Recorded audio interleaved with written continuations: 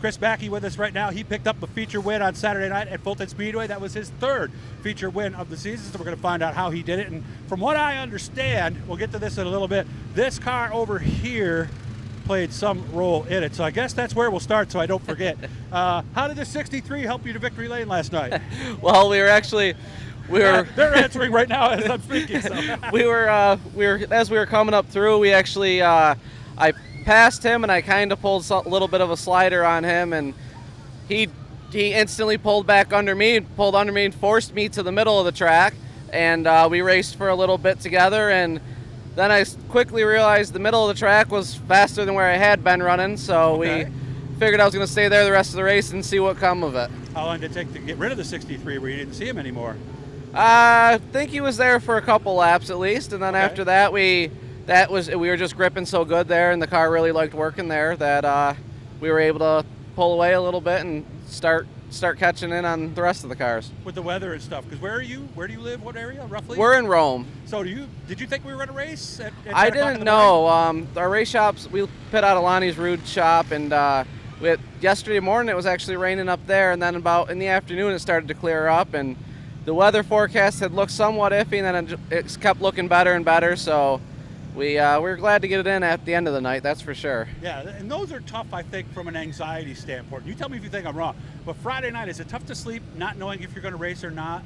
No, I think we've done it long enough to where, I mean, we like to know if we're going to race or not, but luckily the car was already ready, so it was just a matter of loading the car in the trailer, and yeah, so we really weren't too worried. We had some other stuff to do in the shop anyway, so we were up there in the morning doing finishing touches on the car we ran last night and getting some other stuff done, trying to get ahead of the game, and yeah, so I don't know. It was glad that we ended up racing. I think, you know, these tracks have done a really good job this year, trying to get the shows in when they can. Last week at Fulton, it didn't look like we were going to get the race in.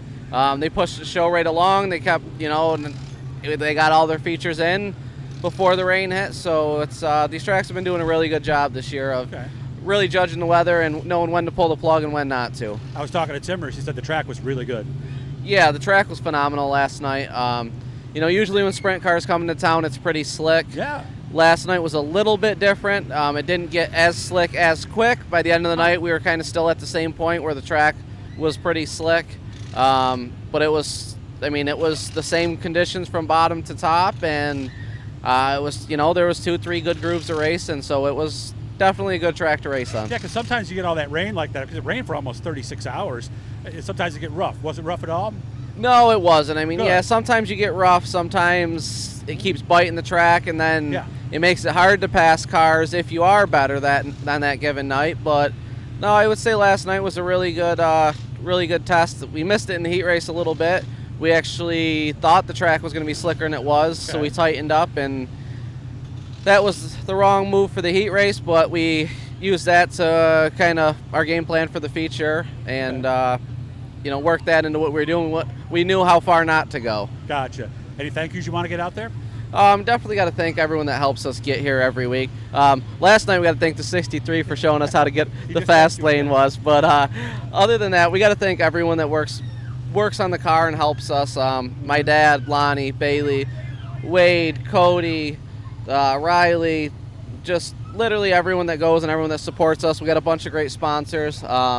Some aren't on one car that are on the other, but we got RTD Manufacturing, Hutchings Tree Service, down at the Motor Works. Fast Line Performance does our shocks. DIG is also great support, the manufacturer of the shocks. Matt Clark Restaurants, Dunn's Boat Service, Ted's Body Shop, Power Seal, Driveway Sealing, New Age Hot Rods, and just, again, everyone that helps get this car to the track and all the fans that come and support the local racing and keep us going. Yeah, because fans, we need your support more than ever before. 3 wins on the season. He's hoping number 4 is tonight, so maybe I'll see you later on. Good job, Chris. Thank you. Hit the blue E, subscribe, guys. That way you won't miss anything.